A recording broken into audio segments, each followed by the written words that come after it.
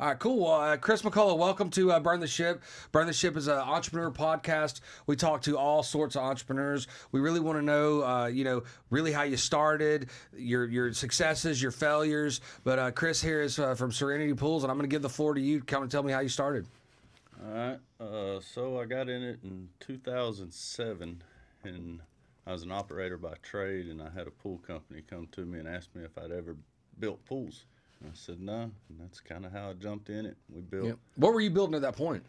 We're doing grading, so slabs, basement cuts, roads, storm sewer. So A little bit of everything. A little bit of everything. So I already knew grade real well, so that just goes hand in hand on pools because you don't want to put water into the house. So seeing That helps. elevation helps tremendously. So For I sure. just caught a knack for it. How many? So when you did pools, do you do all the types of pools, or you just do one type? And what can you do? We do liner pools, we do gunite pools, or shotcrete. Nobody does gunite anymore. What is shotcrete? So back in the 80s, they come out with gunite, which was dry when it showed up to the job, and it mixed on a truck and come out the end of the hose wet. Well, you'd have somebody from the concrete plant. But it's not testing. like concrete. What's gunite made out of? It's concrete. It's just okay. a higher PSI concrete is what it is. Yep. And you shoot for 4,000. Well, you couldn't guarantee the PSI and the strength of the concrete. So the concrete plants have come up with shotcrete, which shows up to the job site wet, and you shoot through a hose just like you would gunite, but you can guarantee it's going to be 4,000 or stronger. Right. For structural reasons. Why would somebody do that instead of like getting one that's already pre-made and you just put it in the hole? Well, I tell people it's like putting your bathtub in your backyard. Go Right. bury your bathtub back there and tell me how long it lasts. Eventually, fiberglass is going to crack. It's going to fade. It's going to wear. And if you're in a high water table, there's a chance of it popping up out of the ground. Sure. Water's a powerful thing. Absolutely. What is so what do you suggest when people are getting, what kind of pools are you suggesting? It depends. To be honest with you, if you're buying a pool just to have a pool and you want somewhere to swim and you don't care about, all the fancy bells and whistles, a liner pools is where it's at. Great. You can make them look nice. Put gray trim around them, gray steps. You ain't got to do the white, cheap looking steps anymore. So they're still really nice for a liner pool, and they're budget friendly. Yeah. What's the nicest pool you ever built? And then who is it for? Tell me the name. Well, I can't. Is it like a rapper or something? I can't tell you the name because I promised him I would not because he's a local business owner. But we built a 1,340 square foot main pool with a 210 foot long lazy river that also had a grotto slide, waterfall. It had a table and a bench in the pool for eating. Nice. And then it had 5 bar stools with a swim up bar, and then behind the swim up bar was a raised bar for the patio area. We can get down on that, Bailey. Yeah. Could do a little soup sandwich there. It's right up my alley. Yeah. I think I know who it is. I might call him. We'll see. We'll see. I think I do.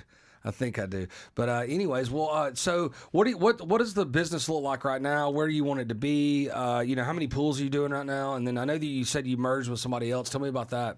So January 1 of this year, we merged with a longtime friend of mine, which owns Four Seasons Landscaping. They do concrete and landscaping. They're here in Georgia, Tennessee, and Alabama. Okay. 3 mines are stronger than 1 mine. So we got together, so we're your one-stop shop for your backyard. We cover anything and all needs in your backyard.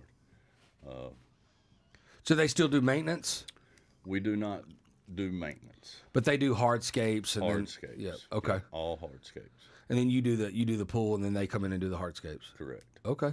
Cool. And so right now, how many pools are you doing, and what's capacity that you can do? So we do an average of 20 to 30 a year, but our goal is to start doing around 60 a year.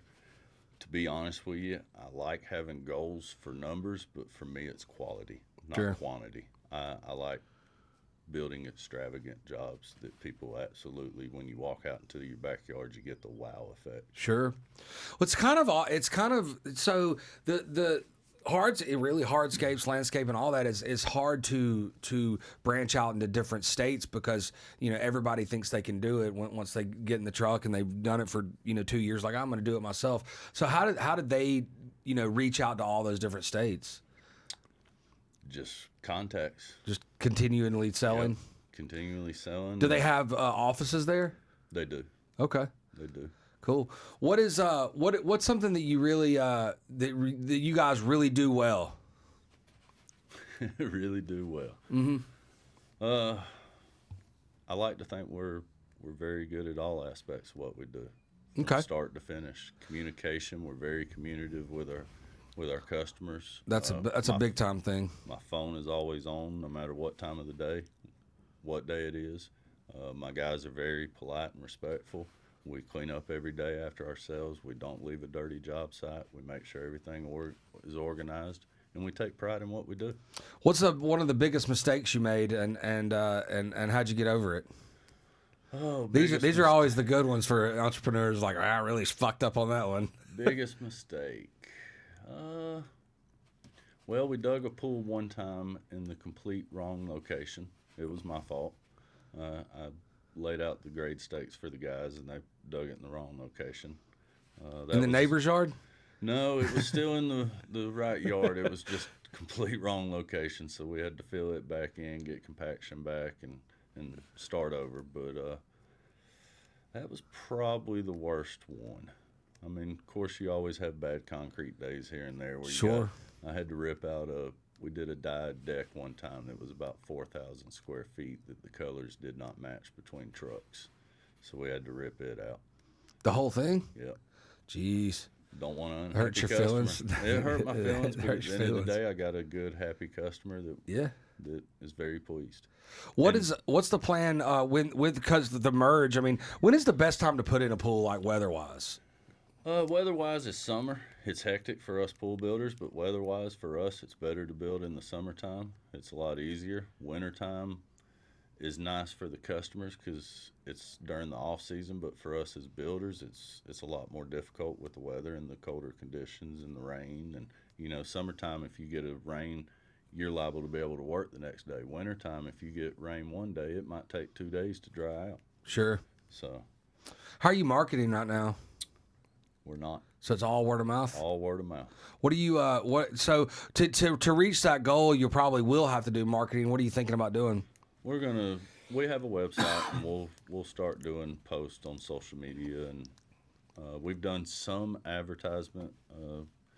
Cartersville, we've been hitting Cartersville pretty good with some advertisement at the country club there, and local businesses. So flyers or We're actually doing cups, coasters, and koozies. Nice. Yeah. So you just go to an event or something and start giving them out. Yep. What kind of events would you go to? Well, we just did City of Cartersville Country Club. Okay. We had all the koozies, coasters, and plastic solo cups. Nice. Well, Did you play in a tournament? I did not. Was it a tournament though? That's where you went to? Well, 4th of July. Those are always good to go to when you're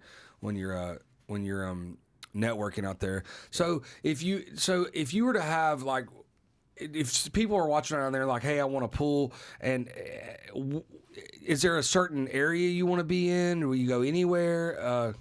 We're not limited to not go but certain areas, but we try to stay Polk, Bartow, Cobb, that Sure. area, and then of course we plan on expanding out to South Carolina and Tennessee.